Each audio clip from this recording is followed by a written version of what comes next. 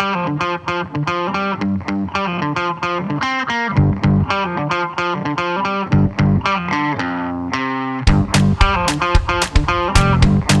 Friday for Miami. Hello everyone, this is Alon Bender. I'm so happy it's Friday, almost the weekend. And just before the weekend, I thought I'm going to talk about proof of value. So, as you all know, anyone that is in B2B sales, tech sales, one of the most challenging steps in the cycle, in the sales process, is getting a technical win. And in the heart of a technical win is really what is called a PoV or a PoC, and which brings the question, what is the difference between a PoV and a PoC? So let's start with definition first. So let's focus on PoC. So what is the definition of PoC? A proof of concept is a demonstration that a particular idea or theory is feasible.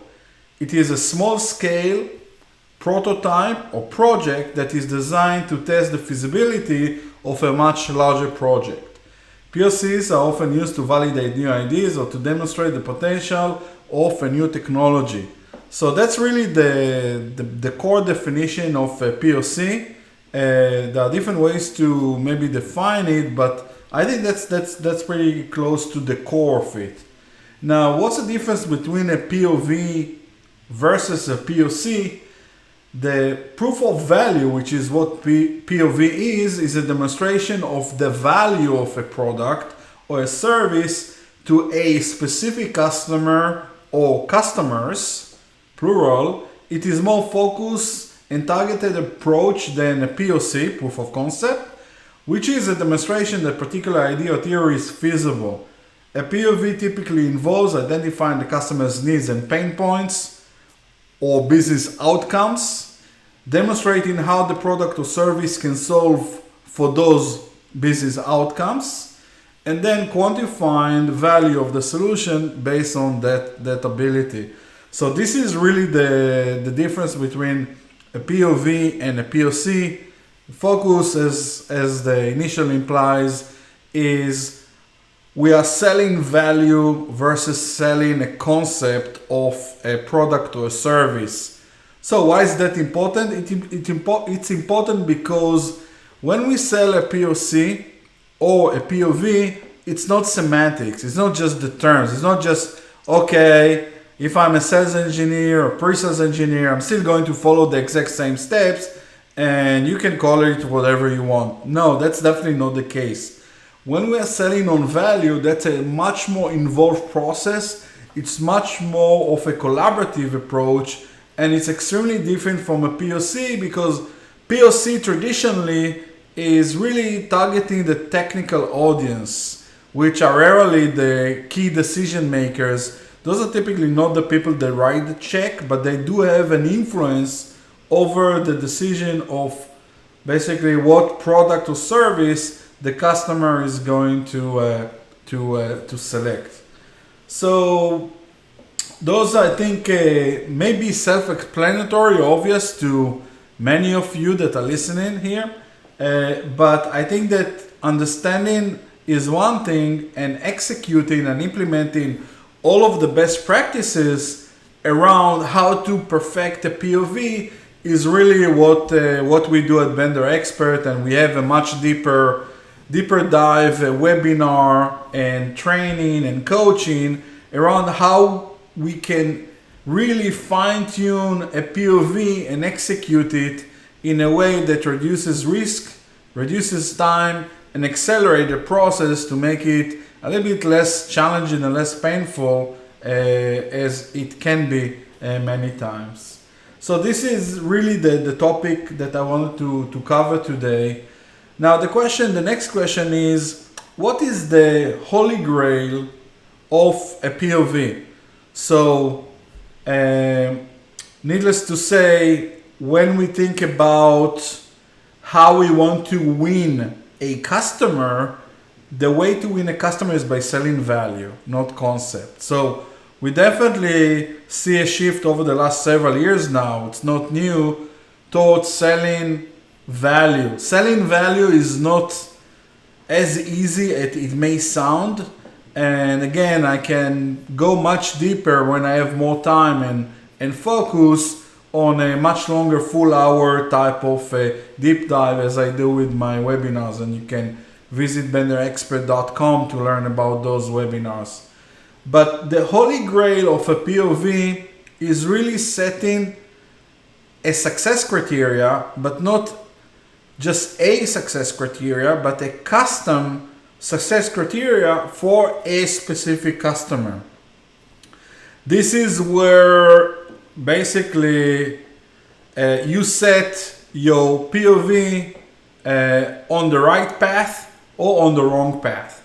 So having the right success criteria, having the right definition, the right scope, and the right communication around that success criteria is critical. So in many cases, just by looking at success criteria, I can know ahead of time that as long as we have the right people on the other side, on the customer side, whether we have a very high probability to win, to get to a technical win, to win that PoV or not. So all of that work that you put into the PoV ahead of even kicking off the PoV is going to determine if that PoV is going to be successful in a high probability or unsuccessful also in a high probability. So some of the four key points that I would like to highlight when it comes to success criteria being the holy grail of a PoV. Number one is it's important to have a success criteria. If you don't have a success criteria, frankly, you don't have a destination and you're guaranteed to arrive nowhere. Meaning you're not going to win a deal because you didn't write or you didn't declare what it takes to get there. So that's really what the success criteria is. And I hinted that it has to be written. So it's not enough that the AE and the SE will agree on a success criteria, but that success criteria needs to get written down. And the next step is discussion with the right stakeholders on the customer side.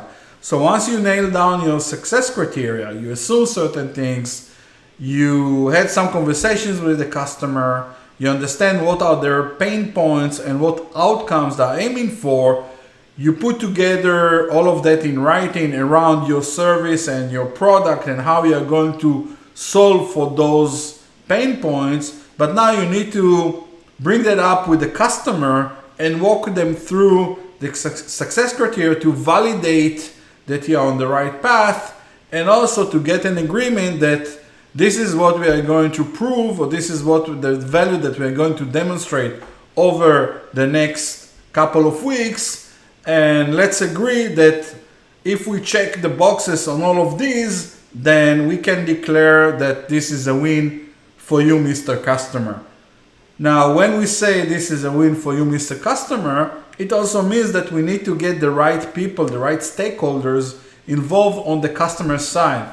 Because the term customer is extremely vague, but you need to have typically an executive sponsor on the customer side, someone that can get approvals, someone that have the ability to write a check, and that person needs to be involved in setting and understanding the success criteria so that you can get their buy-in at the end of your PoV.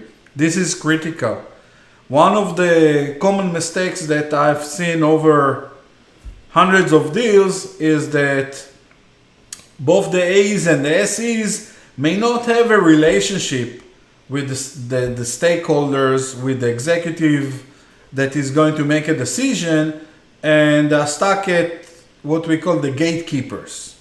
The gatekeepers, for different reasons, may be preventing you from getting to the executive that is actually making the decision, but your job is to not start the PoV until you are able to bypass the gatekeeper, open the gate, get to the executive sponsor, get creative. There are many different ways on how you can actually do that.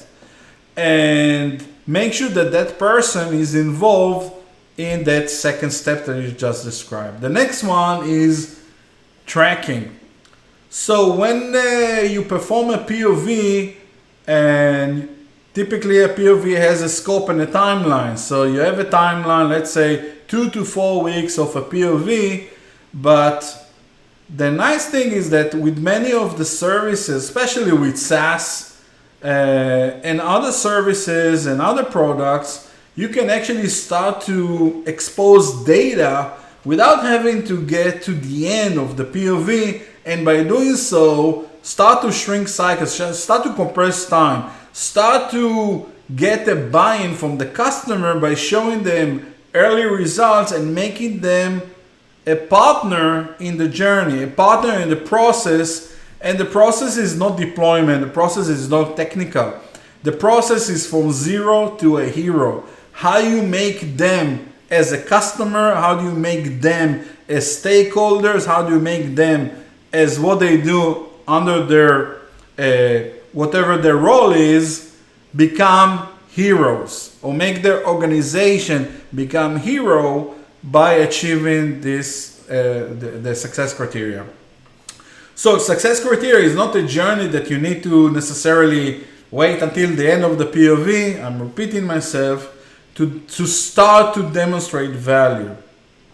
In reality, the people are busy and get the attention of the stakeholder, the executive sponsor on a weekly basis or before the end of the PoV may not be feasible, but again, there are tactics, there are things that you can do to accelerate their interest and to accelerate basically your technical win without having to wait for 2 to 4 weeks, then scheduling and so on and so forth. The fourth point in the holy grail for a successful PoV is the executive summary with your executive sponsor. So we found over the years, working for global leaders in the cybersecurity industry, working with the largest Fortune 500 companies out there and others, from Chevron to Nike to NASA to eBay to Salesforce.com to many companies I've worked with hands-on. It's critical to, first of all, have an executive sponsor to your PoV, but have that person engage and participate in your executive summary. That's the closure of your PoV, where you are going to communicate how you executed against the success criteria, which really means the value, demonstrating the value. The person that is most likely to care the most about the value is the executive sponsor. It's not the technical participants. It's not the technical audience. It's not the gatekeeper. It's not the decision influencers. It's the decision maker. So you need to find a way to make sure that that executive sponsor will attend your executive summary meeting. And if they are not able to do so, then you don't have an executive summary meeting.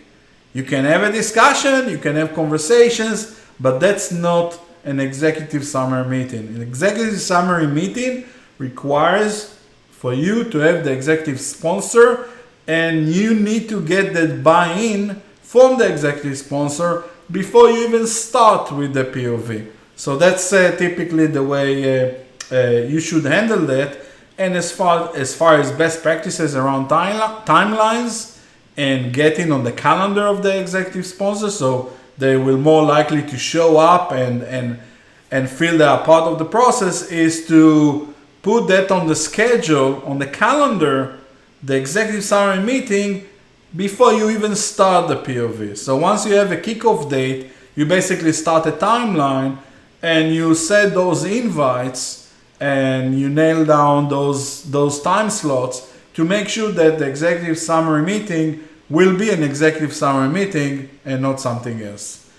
As I said earlier, I'm spending much more time going deeper and wider on this topic around best practices, examples, getting into the details showing samples of what that type of written document, the PoV document, should look like in my full webinar. So you're more than invited to visit benderexpert.com to learn more and spend more time to educate yourself.